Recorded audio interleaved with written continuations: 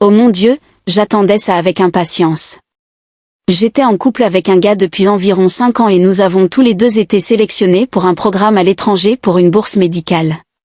C'était la première fois que nous allions à l'étranger ensemble et nous étions super excités de faire ce qui nous passionnait tous les deux, mais dans un pays différent. La façon dont c'était organisé, c'est que les garçons avaient leur propre appartement et les filles le leur. Nous pouvions nous retrouver chez les uns et les autres, et le week-end, nous voyagions généralement tous ensemble et prenions un Airbnb dans un pays ou une région différente. Nous nous sommes tous les deux fait des amis dans nos appartements et j'en avais même une qui était ma partenaire pour la neurochirurgie. Nous nous entendions plutôt bien et elle n'était jamais excessivement gentille avec mon petit ami, donc je n'ai jamais vraiment rien soupçonné. Eh bien, un week-end, nous avons tous décidé de prendre le train pour un autre endroit et d'y passer du temps. La première nuit là-bas, j'ai décidé de rester à l'Airbnb car j'avais l'impression d'avoir attrapé une bactérie intestinale. Il est sorti avec le groupe, ce à quoi je n'ai rien pensé. Avance rapide jusqu'à 2 heures du matin, je me réveille en sueur froide et je remarque qu'il n'est pas encore rentré et que je suis seule dans le lit. Pas grave, je me dis que le groupe n'est peut-être pas encore rentré, alors je me lève pour vérifier le reste de l'appartement. Tout le monde est rentré sauf lui et cette fille qui était ma partenaire. Je deviens un peu nerveuse et je lui envoie un message pour m'assurer qu'ils n'ont pas eu de problème, etc. Il ne répond pas, alors je l'appelle. Elle répond au téléphone et dit qu'il rentre et qu'il est resté dehors avec elle pour s'assurer qu'elle rentrait en toute sécurité puisque tout le monde était rentré. Je demande à quelle distance ils sont et ils disent 10 minutes à pied. J'entends qu'il est assez ivre en arrière-plan, mais encore une fois, je n'y pense pas vraiment. Je me suis recouchée et me suis rendormie. 4 heures du matin arrivent et encore une fois je suis complètement éveillée, mon estomac me fait tellement mal et je réalise qu'il n'est toujours pas rentré.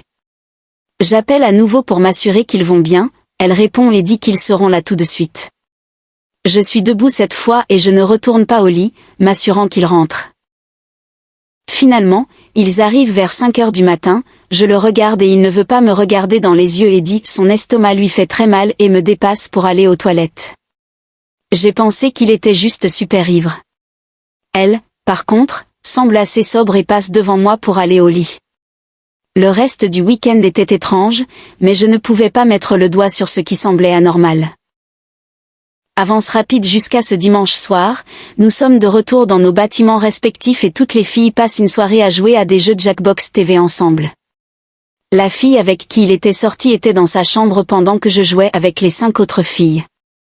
Une question apparaît à mon sujet disant quelque chose que je devrais savoir et que je ne sais pas.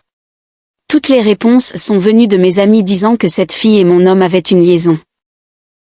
Il s'avère qu'elle s'est vantée auprès de toutes les autres filles du groupe d'avoir couché avec lui cette nuit-là où nous étions absents et elle ne savait pas comment me le dire, alors je l'ai découvert via un jeu télévisé.